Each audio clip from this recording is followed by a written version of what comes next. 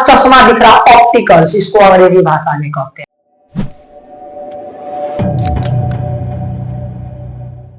जय हिंद। आप लोग देख रहे हैं प्रकाश के परावर्तन, जो 2026 के एग्जामिनेशन के लिए हम लोग आप सबके लिए सारा क्लासेस भाई एकेडमी के ओर से लेके आ रहे हैं। और ये आपका क्लास जो है रेगुलर बेस्ड पे चलेगा और फुल कोर्स आपको फ्री ऑफ कॉस्ट यूट्यूब पे चलेगा और ये आपको भाई एकेडमी पे मिलेगा, ताकि आप लोग पूरा के पूरा कोर्स करें और बिल्कुल ही नॉर्मल से नॉर्मल लैंग्वेज में आपको समझाया जाएगा। अभी आपको हम प्रकाश का परावर्तन समझाएंगे। प्रकाश का परावर्तन समझिए क्या है। तो प्रकाश का परावर्तन जो है, ये हमारे लिए प्रकाश का जो परावर्तन है ये हमारे लिए कैसे कार्य करेगा। तो ये हमारा जो प्रकाश के परावर्तन है इसे हम समझते हैं। प्रकाश के परावर्तन किसको कहते हैं? तब जब कोई प्रकाश के किरण एक दिशा से आएगा, जब कोई प्रकाश की किरण एक दिशा से आएगा और दूसरा किरण दूसरे दिशा में लौट जाएगा, इसी को प्रकाश का परावर्तन कहते हैं। जैसे कि समझिए, ये हमारा कोई मान लेते हैं कि दर्पण है, ये हमारा कोई दर्पण है और ये इधर से आ रहा प्रकाश। अब देखिए प्रकाश आता है, ये आने तथा जाने को हम पहचान कैसे करेंगे? मान लीजिए एक बार बोले इधर से आ रहा है प्रकाश और दूसरा बोल इधर से बोले जा रहा है प्रकाश, तो दोनों के स्थिति में प्रकाश आ रहा है किधर से और जा रहा है किधर से ये पता नहीं चल पा रहा है। तो इसके कारण हम क्या करते हैं, इसमें एक चिन्ह लगाते हैं। वह चिन्ह बताएगा कि कौन सा जो है प्रकाश आ रहा है और कौन सा प्रकाश जा रहा है। तो ये तीर का चिन्ह है और ये तीर चिन्ह जिस दिशा में जाएगा उस दिशा में बताएगा कि प्रकाश आ रहा है या जा रहा है। जैसे इधर से आ रहा है प्रकाश और इधर से जा रहा है प्रकाश। तो जब कोई अनंत से आ रही प्रकाश के किरण दर्पण से टकराकर किसी अन्य दिशा में मुड़ जाता है, उसी को प्रकाश का परावर्तन कहते हैं। और प्रकाश के परावर्तन ये अपने सबको घड़ी से खूब किया करते हैं। घड़ी को चमकाएंगे एक दिशा में तो दूसरा दिशा में वह प्रकाश जाएगा। और ये बहुत सारे करते हैं। इसके बीच में एक अभिलंब बनता है, इसके बीच में एक अभिलंब बनता है और ये जो है ये कोण हमको आई कहलाता है और ये कोण हमारे लिए आर कहलाता है। इसको हम कहते हैं आपतन कोण और इसे कहते हैं परावर्तन कोण। अभी इसके बारे में हम आगे बढ़िया से समझेंगे। चलिए सबसे पहले मुख्य तथ्य के बारे में बात करते हैं। पहला तथ्य है प्रकाश। प्रकाश वह कारक है जिसकी सहायता से हम किसी वस्तु को देख पाते हैं। प्रकाश वह कारक है जिसकी सहायता से हम किसी वस्तु को देख पाते हैं। अर्थात मान लेते हैं कि रोशनी रहेगा और अगर मान लेते हैं कि रोशनी रहेगा और कोई अंधेरा में खड़ा है, एक दिशा में रोशनी है, मान लेते हैं ये एक कमरा है, एक कमरा है, ये ए कमरा है और ये कमरा बी कमरा है। अब ये क्या दोनों कमरा में यानी कि दोनों रूम में हम कुछ व्यक्ति को बैठा दिए हैं। इसमें जो है प्रकाश है, ए कमरा में प्रकाश है और बी कमरा में प्रकाश नहीं है। इसमें प्रकाश है और इसमें प्रकाश नहीं है, बी कमरा में प्रकाश नहीं है। तो अब आप बताइए कि अगर हम इसमें मान लेते हैं कि इसमें कोई व्यक्ति को खड़ा कर दिए, इसमें कोई मान लेते हैं कि व्यक्ति खड़ा है, सुरेश खड़ा है, और इसमें मान लेते हैं कि इसमें कोई व्यक्ति का नाम मान लीजिए रमेश यहाँ ए रूम में खड़ा है और बी रूम में सुरेश खड़ा है। ए प्रकाश में है अर्थात जो ये रमेश है प्रकाश में है और ये प्रकाश में नहीं है। तो क्या आप कह सकते हैं कि यह जो है हमारे लिए कैसे है? तो ये हमें दिखेगा और ये हमारे लिए नहीं दिखेगा। यानी कि रमेश जो है प्रकाश में है और नरेश जो है प्रकाश में नहीं है। नरेश प्रकाश में नहीं है। तो आप कह सकते हैं कि नरेश को रमेश दिखेगा, लेकिन रमेश को नरेश नहीं दिखेगा। इसका कहने का मतलब है जो व्यक्ति प्रकाश में रहेगा या जो वस्तु प्रकाश में रहेगा वह वस्तु दिखेगा, और जो वस्तु प्रकाश में नहीं रहेगा वह वस्तु नहीं दिखेगा। इसका दो कारण है। पहले तो प्रकाश की उपस्थिति होना और दूसरा आंख का सही होना। अगर किसी व्यक्ति का आंख सही नहीं है, अगर वह प्रकाश में है, फिर भी कोई फर्क नहीं पड़ता है कि वह व्यक्ति किसी वस्तु या व्यक्ति को देख पाएंगे। तो आपको पता चला कि प्रकाश वह कारक है जिसकी सहायता से हम किसी वस्तु को देख पाते हैं। और दूसरा कहता प्रकाश जो है ना एक प्रकार का ऊर्जा, प्रकाश एक प्रकार का ऊर्जा है। कैसे? जैसे सोचिए कि अगर सोलर पैनल को हम लगाते हैं घर के छत पे, तो वह क्या करता है, वह प्रकाश ऊर्जा को विद्युतीय ऊर्जा में बदल के हमें दे देता है। तो भी प्रकाश एक प्रकार का क्या है? ऊर्जा है। प्रकाश का सबसे बड़ा स्रोत सूर्य है। बताओ मानव द्वारा कोई ऐसा वस्तु बनाया जा सकता है या बनाया गया है अभी तक वर्तमान में? अभी तक कोई वर्तमान में ऐसा वस्तु नहीं बनाया गया है जो सूर्य के प्रकाश से ज्यादा रोशनी को दे सके। लेकिन याद रखिएगा, एक कहावत कहता है जिसकी कल्पना की जा सकती है, जिसकी कल्पना की जा सकती है, कल्पना की जा सकती है, की जा सकती है, उसकी रचना भी किया जा सकता है, उसका रचना भी किया जा सकता है, उसका रचना भी किया जा सकता है। यानी समझिए बात को, अगर आप टारगेट रखते हैं कि हम यहाँ तक पहुंचेंगे, आपका संकल्प है, तो आप पहुंच सकते हैं। जैसे कि अभी तक सूर्य से बड़ा कोई भी प्रकाश का स्रोत नहीं है, लेकिन अगर कोई कल्पना करता है तो उससे बड़ा भी वस्तु का रचना किया जा सकता है। आगे आपको ये समझ में आया होगा। तो अब हम अगला टॉपिक की तरफ चलते हैं, जो कि क्या है, तो किरण है। दूसरा टॉपिक क्या है, तो किरण है। तो हम दूसरा प्रश्न कहते हैं कि किरण क्या है। एक सरल रेखा में चलने वाले प्रकाश को किरण कहते हैं। एक सरल रेखा में चलने वाले प्रकाश को किरण कहते हैं। मान लिए कि ये आ रहा है प्रकाश और ये सरल रेखा में चल रहा है, ये सरल रेखा में चल रहा है, इसी को हम क्या कहेंगे, तो इसी को हम कहेंगे किरण। यानी कि एक सरल रेखा पर चलने वाले प्रकाश को किरण कहते हैं। यहां तक आपको कोई समस्या? किरण में एक ही छोर होता है, किरण एक ही दिशा में बढ़ सकता है, किरण एक ही दिशा में बढ़ सकता है, ये बात भी याद रखिएगा। किरण एक ही दिशा में, सॉरी यहां लिखते हैं किरण एक ही दिशा में बढ़ सकता है, किरण एक ही दिशा में बढ़ सकता है, किरण एक ही दिशा में बढ़ सकता है। यानी कि आप उसे बार बार किसी दिशा में बदल नहीं सकते हैं, किरण एक ही दिशा में बढ़ सकता है।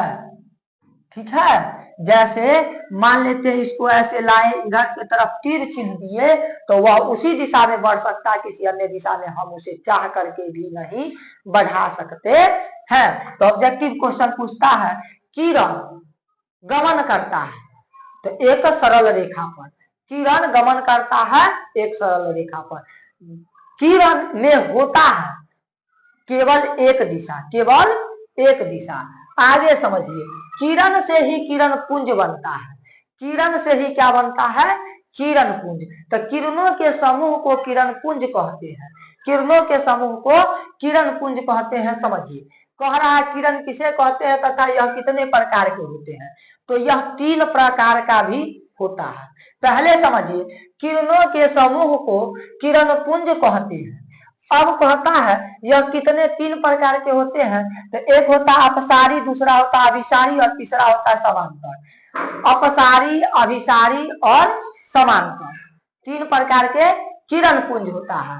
अब देख लेते हैं अपसारी किरण पुंज। तो जिस किरण पुंज की सारी किरणें एक बिंदु स्रोत से निकल कर फैलती चली जाती है, अपसारी किरण पुंज कहलाती है। देखो ये बिंदु है, ये क्या है, बिंदु है। अब देखो इसका तीर का चिन्ह दूसरा दिशा में चला गया, तीर का चिन्ह दूसरा दिशा में चला गया, अर्थात ये हम कह सकते हैं कि ये हमारा एक बिंदु है। मान लेते हैं कि यह एक टॉर्च है, यह एक क्या है, टॉर्च है, ठीक है।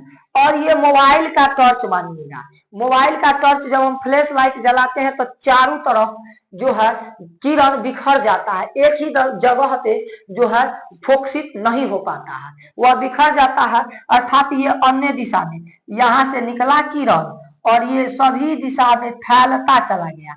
जैसे कि ये तीर चिन्ह हम इस प्रकार से दर्शाएंगे, ये हमारा क्या हो गया, तो अपसारी किरण पुंज। ये क्वेश्चन बहुत बार पूछा गया है कि किरण पुंज कितने प्रकार के होते हैं तथा किरण पुंज किसे कहते हैं।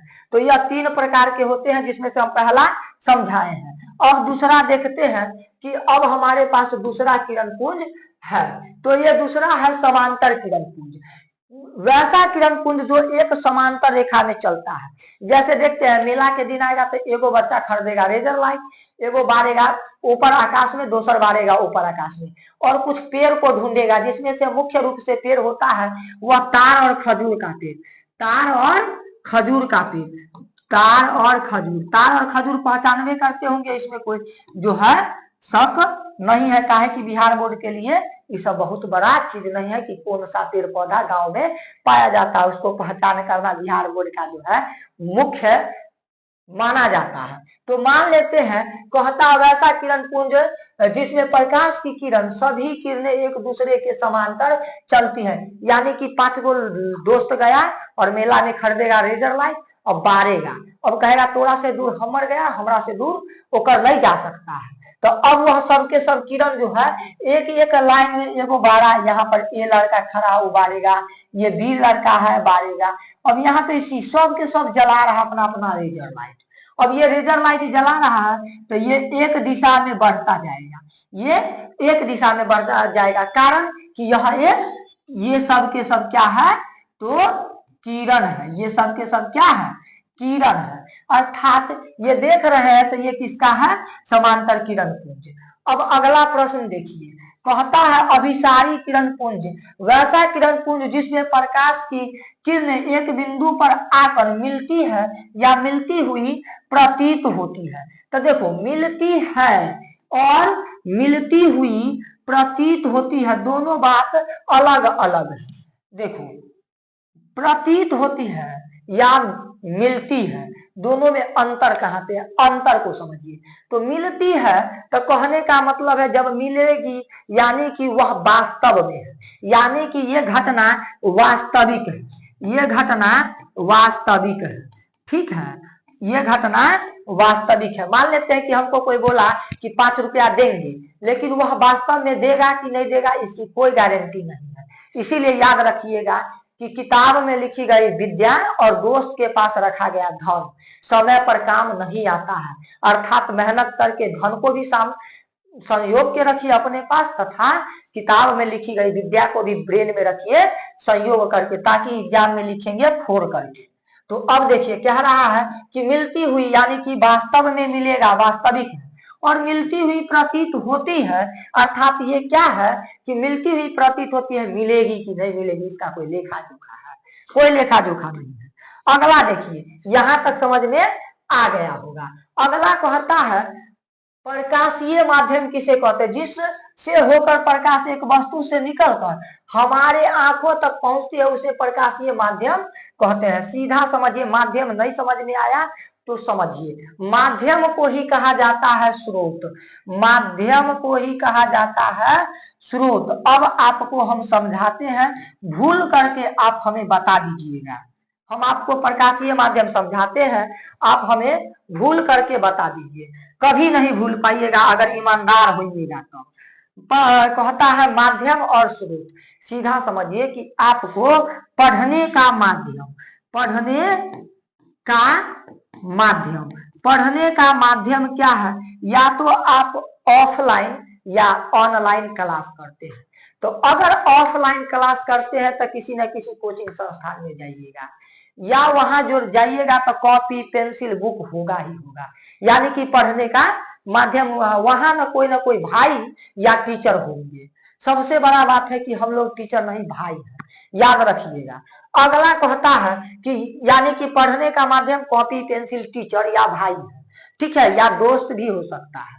दूसरा पैसा, दूसरा क्या है पैसा। अगर मान लेते हैं कि आपको किसी वस्तु को खरीदने का आवश्यकता पड़ता है तो वह पैसा कहाँ से आता है, तो जिस व्यक्ति से आप पैसा लेते हैं वह आपको पैसा लेने का स्रोत अथवा माध्यम है। जैसे अगर मान लेते हैं कि आप बुक खरीदने गए तो वह बुक के पैसा अगर आप पिताश्री से या माता जी से लिए हैं तो यानी कि आपको पैसा देने का माध्यम माता या तो पिताश्री है, माता या तो पिताश्री है। तो आपको समझ में आया कि पिताजी या माताजी हमारे लिए क्या है, पैसा देने का माध्यम। तो जिस जगह से हम किसी वस्तु को प्राप्त करते हैं वह जगह हमारे लिए वह माध्यम हो गया वस्तु को प्राप्त करने के लिए। तो कहता है जिससे होकर प्रकाश एक वस्तु से निकलकर हमारी आंखों तक पहुंचती है उसे प्रकाशीय माध्यम कहते हैं। जैसे बताओ निर्वात, निर्वात यानी कि निर्वात कहने का मतलब खुला हवा, यानी कि आप जब बाहर में रहते हैं उसमें किसी भी प्रकार का आवरण नहीं होता वातावरण में, वह केवल और केवल गैस के आवरण से ढका रहता है, धूल कण रहता है, तो उस स्थिति में उसे निर्वात कहा जाता है। और निर्वात में प्रकाश की चाल सबसे अधिक होता है, ठीक है, निर्वात में प्रकाश की चाल सबसे अधिक होता है।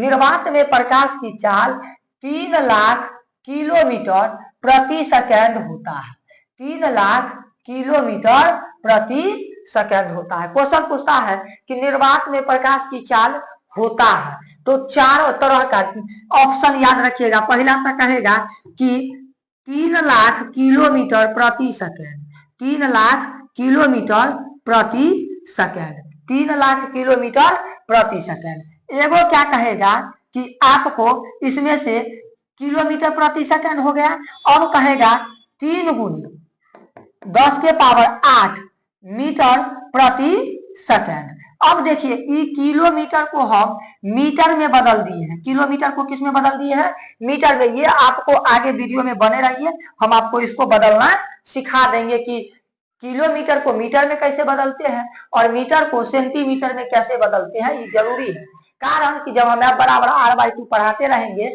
तो उस समय आपको जरूरत पड़ेगा। तो आपको पता चला कि निर्वात में प्रकाश की चाल क्या होती है। और ये बात याद रखिएगा, विभिन्न माध्यम में प्रकाश की चाल भिन्न भिन्न होता है।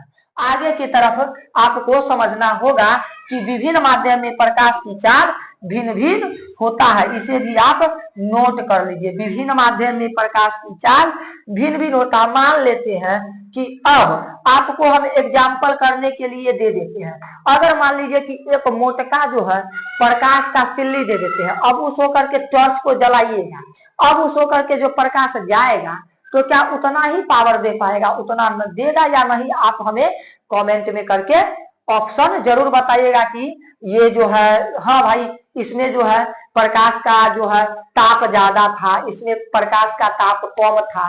तो अब कौन कौन सा है, तो सबसे ज्यादा निर्वात में होता है, उससे थोड़ा कम पानी में, फिर कांच में, और इसी प्रकार बहुत सारा प्रकाश के माध्यम है जिस होकर के प्रकाश को हम गुजारते हैं। तो सबसे ज्यादा निर्वात में होता है, ठीक है। और विभिन्न माध्यम में, सॉरी लिखना भूल गए, और विभिन्न माध्यम में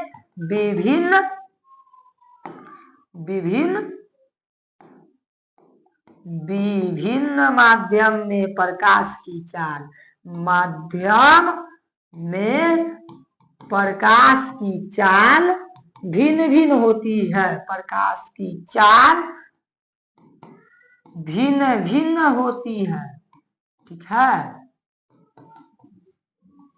भिन्न भिन्न होती है।